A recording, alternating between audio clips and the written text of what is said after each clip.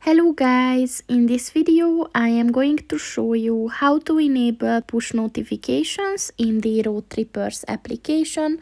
But first I just want to mention, don't forget to subscribe to my channel, because at 10,000 subscribers I am going to show you my whole YouTube revenue statistics and growth strategy, as well as how to make money online. Let's jump into it. First of all, open the application on your phone. And then click on the profile button at the bottom of the page on the right. And then click on the settings button at the top of the page on the right.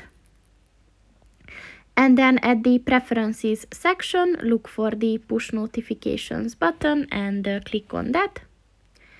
And then next to the push notifications section, click on the white circle. And once it turned green, two more sections will appear, which also belongs to this notification section, so you can just turn them off individually if you want to. And that's pretty much it for this video, guys. See you in the next one. Goodbye.